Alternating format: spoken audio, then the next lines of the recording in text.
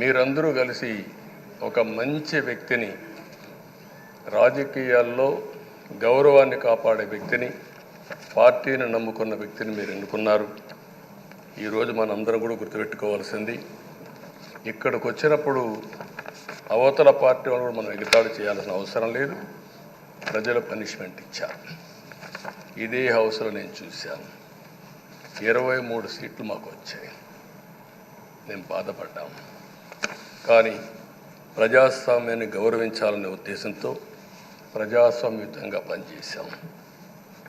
23వ తారీఖు ఎన్నికల రిజల్ట్స్ వస్తే దాన్ని వక్రీకరించి 23వ తారీఖున దేవుడు రాసిన స్క్రిప్ట్ ఇది, మీకు 23 సీట్లు వచ్చాయని మాట్లాడారు. ఇప్పుడు నేను అడుగుతున్నాను, కూటమికి 164 సీట్లు వచ్చాయి. 1, 6, 4 కూడుకుంటే 11 వస్తుంది. రాష్ట్రంలో దగ్గర 1631 రోజులు అమరావతి రైతాంగం ఆడబిడ్డలు ఉద్యమం చేశారు. ఆ 4 నెంబర్లు కలుపుకుంటే 1, 6, 3, 1 కలుపుకుంటే 11 వస్తుంది. అంటే ఇది కూడా భగవంతుడి స్క్రిప్ట్ అయినా కూడా నేను మాట్లాడడం లేదు, నేను కామెంట్ చేయడం లేదు. ఈరోజు ఉంటే వాళ్ళకు కూడా అర్థమయ్యేది.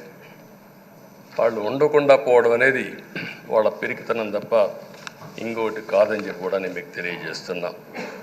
అయితే నేను ఇక్కడుండే సభ్యులను కూడా మిమ్మల్ని కోరుతున్నా, మనం ప్రజా సమస్యలపైన దృష్టి పెట్టాలి తప్ప వీళ్ళ మీద కాదని చెప్పి కూడా నేను మీకు తెలియజేసుకుంటున్నాను. ఆ రోజు పవన్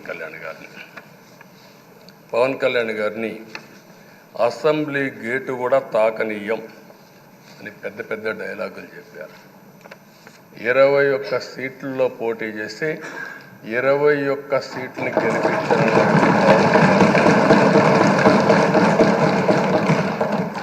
వైనాట్ 175 అని చెప్పి 11 కూడా తెచ్చుకోలేని నాయకత్వం.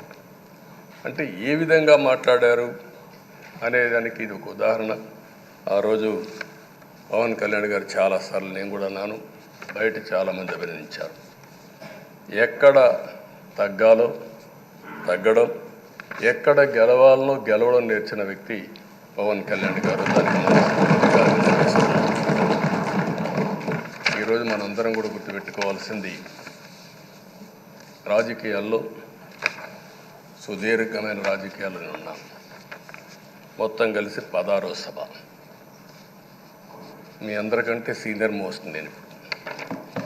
8 + 1 9వసారి.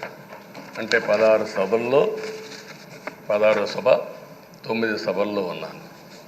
అంటే అన్ని సభలను చూశాను. నా జీవితంలో ఎప్పుడూ చూడని సభ మొన్న జరిగిన సభ, 15వ శాసనసభ. కానీ ఇప్పుడు నేను కోరుకునేది మీ దగ్గర నుంచి, అది ఒక చెడు సభ కింద, ఒక కౌరవ సభ కింద మనం భావించాం. కానీ అత్యున్నతమైన సభగా 16వ శాసనసభని నిర్వహించే బాధ్యత మనందరిపైన ఉంది. గౌరవప్రదంగా నిర్వహించాలి. అదే సమయంలో ఇక్కడుండే ప్రతిపక్షాల దృష్టిలో పెట్టుకొని కాదు, 24 గంటలు మనం ప్రజలతో ఉండాలి. ప్రజాప్రభుత్వంగా ప్రజలకు జవాబుదారీతనంగా ఉండాల్సిందిగా నేను మిమ్మల్ని అందరినీ కోరుకుంటున్నాను.